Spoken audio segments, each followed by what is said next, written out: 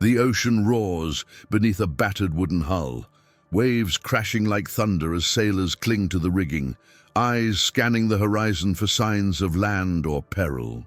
Salt spray stings their faces, wind whipping through tangled hair and soaked clothing, as every gust tests the fragile balance of their vessel. Inside, the cramped quarters pulse with the hum of anxious voices and creaking timbers, reminders that human lives hang by thin strands of rope, each one vital yet perilous. These sailors faced not only the merciless sea, but the deadly uncertainty of the ropes that held their worlds together. Some could save them, others could snap and send men plunging into the abyss. Their courage, resilience, and the simple yet dangerous tools they relied on shaped history's most daring voyages. If you love stories of human grit on the high seas, make sure to subscribe for more. Reach 3,000 followers and tell us where you're tuning in from. Are you connected? You can imagine how it feels to stand on a creaking wooden deck, the air thick with salt and dampness. The icy wind slices through your clothes, leaving you shivering as waves crash against the hull, spraying salty spray into your face. The constant creak of the timbers echoes in your ears, the smell of burnt pitch and wet oak lingering in your nostrils. Inside, the cramped quarters are dark, humid, and stifling, with only a faint flicker of lantern light to guide your way. This was the brutal reality of life aboard colonial ships during the age of exploration, an era of daring voyages that changed the course of history. Today, we're diving into that world, exploring how sailors navigated those treacherous waters and what kept them alive, or claimed their lives. We'll uncover the role of ropes, those seemingly simple yet vital tools that could either save a crew or doom them all. If you love stories of adventure, hardship, and human resilience, you're in for a ride. Back then, ships like caravels, galleons, and Norse were the marvels of their time. They were built with wood from vast forests, often involving the labor of thousands of trees, sometimes over 2,000, crafted into planks, masts, and sails. The construction was no easy task. Shipbuilders used hand tools, adzes, saws, and chisels, operating in brutal conditions. The wood was seasoned for years, but still, it was susceptible to rot, especially when soaked in salt water or exposed to the relentless sun. Once afloat, life was a constant fight against nature. The crew hierarchy was strict, the captain held absolute authority, the master was responsible for navigation and ship repairs, and below them, sailors performed chores that kept the ship afloat. Conditions varied from tolerable to downright hellish. Sailors endured freezing cold at high latitudes, where icy gusts sliced through clothing, to scorching tropical heat near the equator. Malaria, scurvy, and dysentery lurked in the cramped, unsanitary quarters, killing many before they ever saw land again. Food was scarce and often spoiled, a mix of hardtack, dried meat, and salted fish. Imagine biting into hard, stale bread, the salt making your lips raw. Water was limited, and sailors often drank brackish or contaminated supplies, risking dehydration or illness. The psychological toll of endless days at sea was immense. Crew members faced loneliness, fear of shipwrecks, and the constant threat of mutiny or death. Now let's talk about the ropes, those seemingly simple strands that could turn the tide of a voyage. Ropes were the backbone of sailing. They controlled the sails, secured rigging, and even helped in emergency repairs. But they could also be deadly. The main types were hemp, manila, and mulberry, chosen for their strength and flexibility.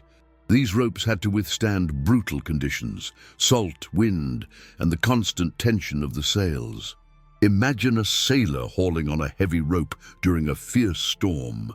The fibers could fray, snap, or become slick with seawater.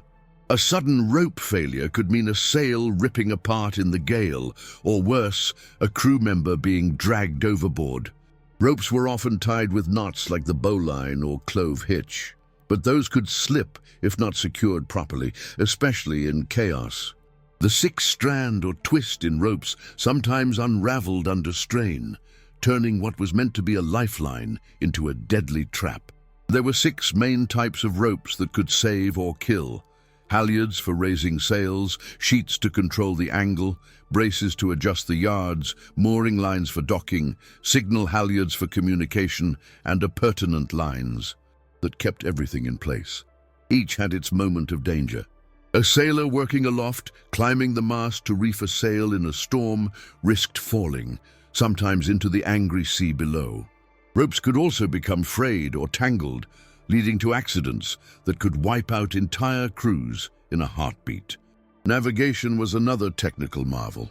Without GPS or modern instruments, sailors relied on tools like the compass, astrolabe, and later the sextant.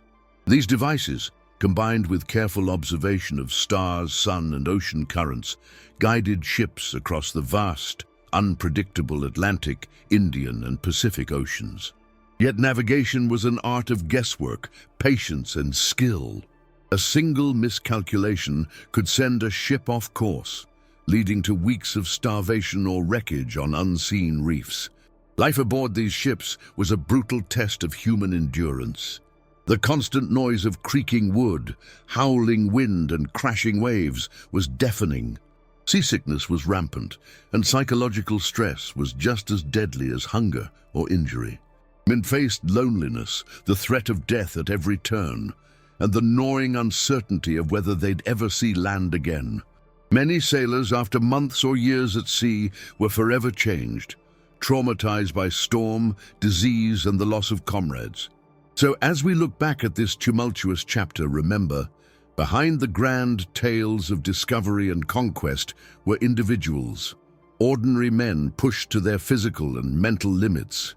Their survival depended on craft, strength, teamwork, and yes, those 6 types of ropes whose fate could mean life or death in the stormy, unforgiving oceans of the colonial era. Can you imagine what it felt like to stand on the deck of a ship surrounded by the endless, churning ocean? The salty air bites at your skin, sharp and relentless. The wind screams past your ears, blending with the creak of wood and the crash of waves against the hull. Your hands are raw, blistered from endless toil, and the smell of salt, mold, and burnt tar fills your nostrils. It's cold, so cold it sears. Yet you sweat from exhaustion and fear. Today, we're going to dive into those brutal human experiences of the Age of Discovery. We'll explore what it truly meant to sail across uncharted waters in the 15th to 18th centuries. And trust me, it's a story filled with struggle, resilience, and sometimes sheer desperation. If you love history that hits you hard, already smash that like button. And don't forget to subscribe and activate the notification bell. You'll want to stay with us for the full voyage. Now picture yourself in the late 1400s or early 1500s. The world is just starting to open up. Explorers and sailors, brave or reckless, are setting out in ships that are more makeshift than modern. These vessels often had a crew of 50, 100, sometimes more. And those crews, they faced mortality rates that could reach up to 20% to soon, sometimes even higher. That's 1 in 5 men lost to storms, scurvy, starvation, or disease. Imagine the weight of that fear every time you looked at the horizon. What made these journeys so deadly? It wasn't just the storms or the unknown waters. It was the very tools they relied on, those ropes, those wooden planks, and those fragile sails. These weren't just decorations, they were life or death. Because sometimes a single knot would unravel, a sail would tear, or a rope would snap, leaving you stranded or exposed to the merciless elements. Let me tell you, life aboard these ships was a brutal lesson in survival. The sailors had to master their tools, often making do with rudimentary equipment. The rigging, for example, was a maze of 6 to 12 different kinds of ropes, each with a purpose. Some, like the deadeyes and shrouds, kept the masts steady. Others were used for hoisting the sails. These ropes were made from hemp or manila, tough as steel but prone to fraying and rot. Cruel, but real. The sailors had to climb those masts, sometimes in stormy weather, risking falls that could crush them like flies. And if a rope snapped mid-tying or hauling, chaos could ensue. Think of the tension hanging in the air, the snaps, the screams, the frantic scramble to replace damaged rigging, all while the ship is pounding through towering waves. But it wasn't just the ropes or the storms. Oh no, there was a silent killer lurking on board. Disease, especially scurvy. Lack of vitamin C turned gums bloody, teeth falling out, and the body wasting away. You can forget about fresh fruits and vegetables in those cramped quarters. The sailors survived on dried meat, salted fish, hardtack, sawdust-like bread that was as tough as concrete. Imagine gnawing through that, with your gums bleeding, your stomach twisted from hunger, your mind foggy from deficiency. And what about the cold? The icy wind cut through to the bone. The waves crashed over the bow, drenching everyone. The cold was a silent assassin, no mercy, no warnings. Imagine the shivering, teeth chattering, and the crew's trembling fingers, fumbling with ropes or trying to repair torn sails. The cold could turn simple injuries into gangrenous wounds in days. And yet, amidst all this misery, there were moments of human ingenuity. Sailors used tar and pitch to waterproof decks and seams, patching up leaks with wooden plugs. They carried iron tools, hand-forged nails and makeshift medicines, sometimes just crushed herbs or vinegar, trying to stave off infection or scurvy. They'd tighten and loosen ropes by feel, listening for that telltale creak or snap. Every knot they tied was a gamble, every repair a matter of life or death. Imagine the psychological toll, the endless nights staring at the stars, the horizon always out of reach, the relentless noise of wind and water. Men would break down crying from exhaustion or fear. Some, hardened by suffering, found moments of camaraderie, sharing stories or singing shanties to keep spirits alive. Others sank into despair, staring into the void, questioning if they'd see land again. Now let me introduce you to a key detail that often gets overlooked: the ropes themselves. These 6 types, each vital, could be the savior or the executioner. The bowlines, for example, were used to secure the ship's anchor or hold parts of the rigging together. But if a bowline slipped or was poorly tied, cruel but true, it could cause the entire mast to topple, killing everyone below. The halyards, used to raise and lower sails, could be cut or fray over time, leaving the ship unable to catch wind and forcing the crew to rely solely on oars. Slow, exhausting, dangerous. And if a sailor made a mistake, missed a knot, failed to inspect a line, the consequences could be catastrophic. Imagine a sailor climbing up in the middle of a storm, trying to repair a torn sail. His hands are numb, the wind tearing at his clothes. A single slip, that rope slick with spray, might just give way. The fall, it'd be a brutal death, splashing into icy waters, swallowed by the dark. But it wasn't just about the ropes. It was also about the ship itself, what was left of it after months at sea. The hulls, often built from hundreds of planks, sometimes over 2,000 trees in a single vessel, were constantly under attack. Salt and water rotted the wood, insects tunneled through the timbers, and every storm tested their strength. The ships, in many ways, were floating prisons, fragile but vital. And still, the crew endured. They faced not only nature, but also the psychological trauma. Imagine losing a friend, his body tossed overboard after a sudden storm. The helplessness, the gut-wrenching smell of rotting flesh, and the haunting memories that lingered long after they returned home. But not all stories were tragic. There were moments of triumph, discovering new lands, establishing colonies, or simply surviving against all odds.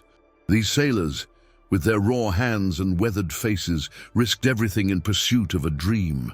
Yet their stories remind us just how thin the line was between life and death on those cruel, unforgiving seas. If you want to understand what it really took to sail in the age of exploration, it's not just about maps or legends. It's about the human body pushed to its limits, muscles strained, spirits tested, lives hanging by a single knot. It's about the real cost of discovery. Gengivas sangrando, dedos cortados e corpos fracos e magros, com a esperança de chegar a uma nova terra. And that, my friend, is the raw, unfiltered human story of those daring explorers. They faced death every day, by rope, by storm, by disease. And yet they kept going, because sometimes the promise of new worlds was worth every cut, every shiver, and every lost friend. If you want to know exactly how those ropes, those ships, and those brave souls kept pushing forward, the full story is just a click away. Stay tuned, because what comes next is even more shocking, more terrifying, and more human than you ever imagined. Imagine you're on the deck of a ship, miles from land, the salty wind cutting through your clothes like a blade. The sun beats down mercilessly, and every breath tastes of salt and rotting wood. Life on these ships was a relentless battle. It wasn't just the stormy seas or the endless waves that threatened you. It was the very tools designed to keep you alive. Your ropes, your wood, your survival instincts that could turn deadly in an instant. Let's dive into the gritty human side of this voyage. Because to truly understand what it took to sail during the age of exploration, you need to see the ship as a living, breathing thing, flawed and fragile, yet vital. And you need to feel what it was like for the men and women who risked everything, often paying with their bodies, their minds, or even their lives. Now imagine the most common yet deadly tools aboard these ships. The ropes. Not just any ropes, but 6 main types, each with its own life or death story. These ropes weren't just tangled bundles of fiber. They were lifelines, traps, and sometimes executioners. First, there's the manila rope, made from the fiber of the abaca plant. It was the most common, strong, flexible, and resistant to salt water. But don't let that fool you. When exposed to the corrosive sea air, it would degrade over time, sometimes snapping under the slightest strain. If a sailor's grip slipped or a knot failed during a storm, it could mean a fall into the icy drink below. Cruel, but real. Salvaging these ropes wasn't easy either. They often rotted after just a few months, especially in humid climates, forcing crews to constantly manufacture new ones from scratch. Then there's the hemp rope. Think of it as the backbone of the ship's rigging. It was thick, rough, and high tensile. But here's the kicker. Despite its strength, hemp was prone to cracking if not properly maintained. Sailors would have to regularly inspect every knot and strand. A single unnoticed fray could lead to the catastrophic failure of the mast during a gale, sending timber and sailors flying. To prevent this, they developed techniques like splicing, intertwining fibers to restore strength, or used tar and pitch to waterproof and preserve the fibers. But this was a double-edged sword. The chemicals could make the fibers brittle over time, adding yet another layer of danger. Next, let's talk about the manila fiber's cousin shoe, the palm fiber rope. Used mainly in tropical regions, these ropes were lighter but less durable. When a crew needed swift, lightweight lines for quick adjustments, they relied on these. The problem? They often snapped during storms, especially if the crew was lazy with maintenance. Imagine a sailor just trying to secure a sail, when suddenly the line gives way and he's thrown into the sea, fighting against the wind, salt stinging his eyes, body battered by the swell. But not all ropes were for the rigging. There's the B-lashings. Thin, often hemp or manila cords, used to tie cargo or secure masts. These were the last resort in many emergencies. Yet they could be treacherous. If poorly tied, they would slip or break at the worst moments, say during a storm, when the ship was pitching side to side. The result? Loose cargo smashing through the hull, or a mast collapsing. Catastrophic failures that could sink the entire vessel. Now, how did sailors prevent these disasters? They mastered a craft called knot tying, not the flashy bows we see at a wedding. No, these were complex, reliable knots like the bowline or the clove hitch, tested under strain and salt. They knew that a knot that looked sturdy could unravel in seconds if not tied properly. They also had a secret weapon, splice joints. Instead of knots, they would weave fibers together, creating a seamless, stronger connection. It took skill, patience, and experience, qualities every sailor had in abundance. Because in those seas, improvisation was life. But ropes weren't the only danger. The wood of the shipping itself posed constant threats. Ships during the 15th to 18th centuries were built from oak, pine, and cedar, sometimes over 2,000 trees in a single vessel. The process was brutal. Imagine hundreds of workers hacking, sawing, and shaping massive planks with crude tools, all under the burning sun or freezing cold. And once afloat, the ship was a prison of wood and canvas, constantly under attack from rot, insects, and the relentless salt. The wood rot was insidious. Salt water seeped into every crack, causing the cellulose fibers to break down. The ship's hull could weaken, and a tiny crack could become a gaping hole after months at sea. To combat this, sailors applied tar and pitch generously, sometimes every few weeks, covering the timbers like a thick black armor. But this wasn't foolproof. Over time, the tar would crack, exposing fresh wood to the elements again. Insects were another enemy, termites and shipworms. These tiny creatures tunneled into the wood, leaving behind tunnels and weakening the structure from within. Imagine the horror of discovering a shipworm infestation. The ship's timbers felt soft and spongy, the integrity compromised. Sometimes crews had to use fire, salt, or even bury the ship in sand to slow down the decay. If not treated, the vessel could become a floating coffin. But the real horror was the disease and decay of the crew. Imagine a sailor days or weeks at sea with unwashed wounds, no fresh water, and a diet that was almost all salted meat and hard biscuits, called hardtack. Scurvy was the villain here. Gums bleeding, teeth falling out, muscles wasting away. To fight this, they used citrus fruits when possible, but often too little, too late. And if a crew member got seriously ill or wounded, there were no hospitals, just makeshift bandages, herbs, and hope. Now what about the stormy nights? When gale-force winds tore across the ocean, the ship would shudder, creak, and sometimes the ropes would scream as they strained to hold the masts. During one storm, a sailor named John watched helplessly as his ropes snapped one after another. His hands trembled, blood blurring his vision, while the ship lurched wildly.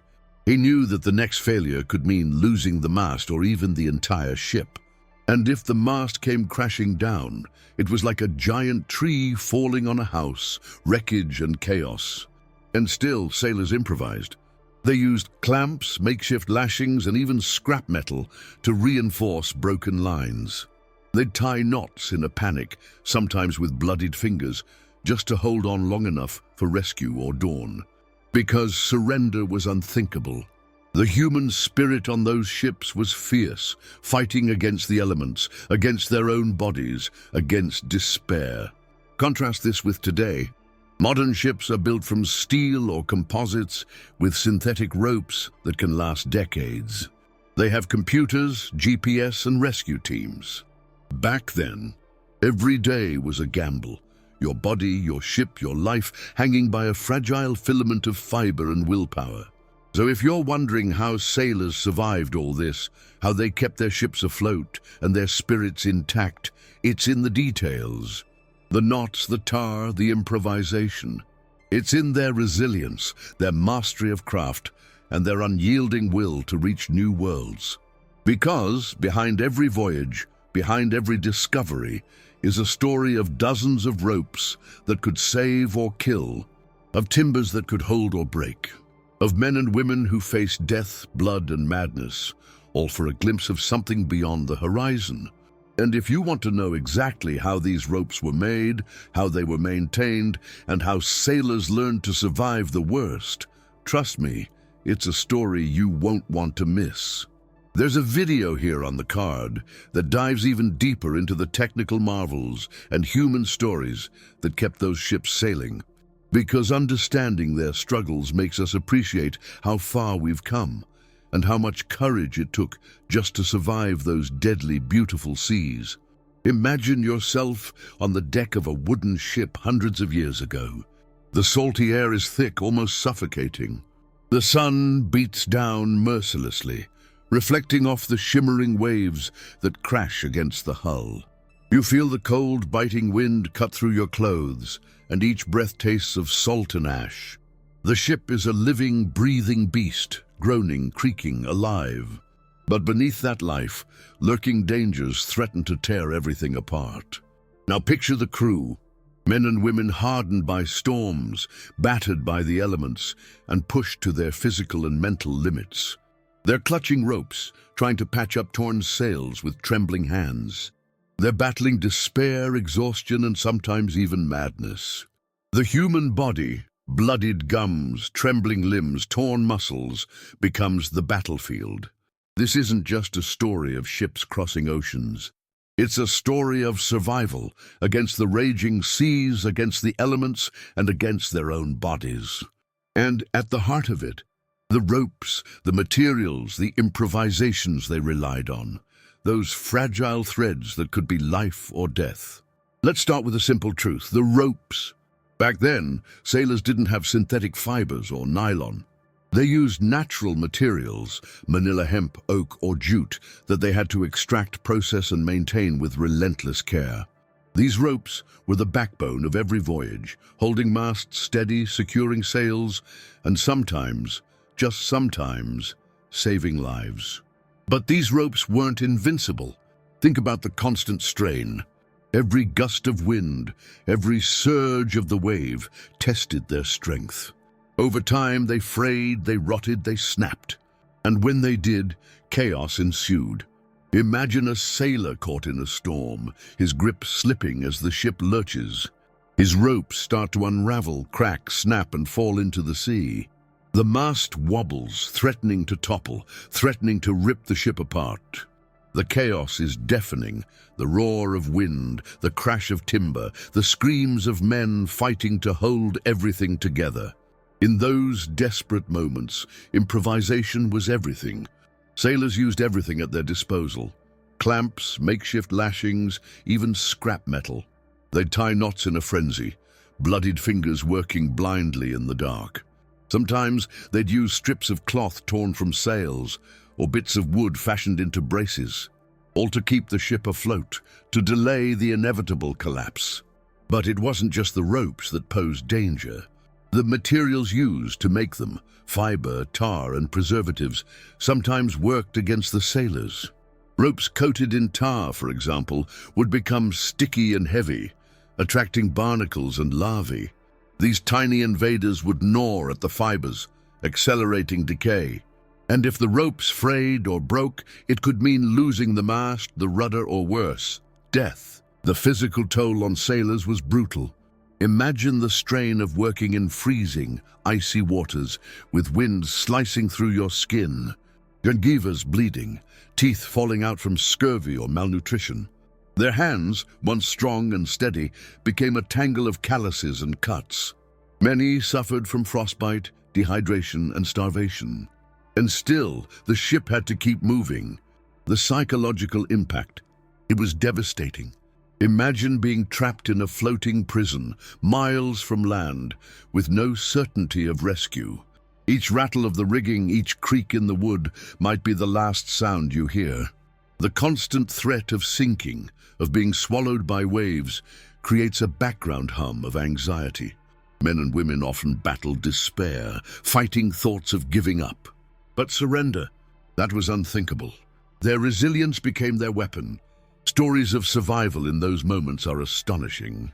One crew, stranded near the coast after their mast snapped in a storm, managed to lash themselves to the remaining timbers with torn strips of sail, holding on for days until rescue arrived. Another crew, their ship riddled with leaks, used spare planks and ropes as makeshift patchwork. They worked by moonlight, their hands trembling with cold, their minds racing.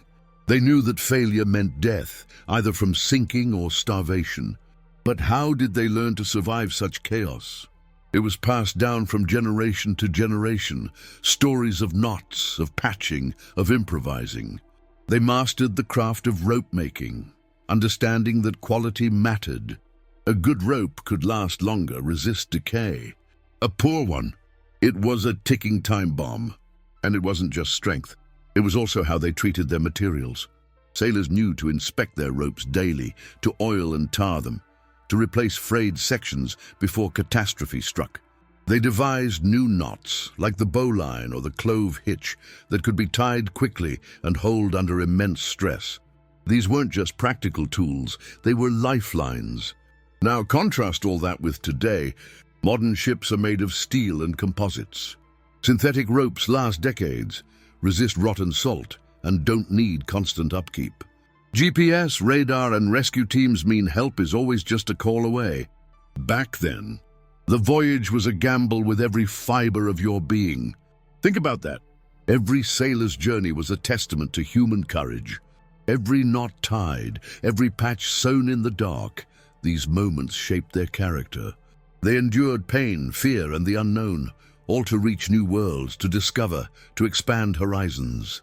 Their sacrifices built the foundation of global exploration. And behind every successful voyage, dozens of ropes that could have snapped at any moment. Men and women who fought against despair, against the sea, against themselves. Their resilience and ingenuity, those fragile fibers, are a legacy we often forget. So next time you see a modern ship cruise smoothly across the ocean, take a moment to remember the chaos, the struggle, and the courage that got us here. Because those sailors, with their battered hands and bloodied gums, proved that human strength isn't just muscle, it's spirit, it's improvisation, it's the unyielding will to survive. And if you're curious about how exactly they crafted, maintained, and improvised with those ropes, trust me, there's a story here that's even more gripping. There's a whole world of technical marvels and human resilience behind every fiber of those lines.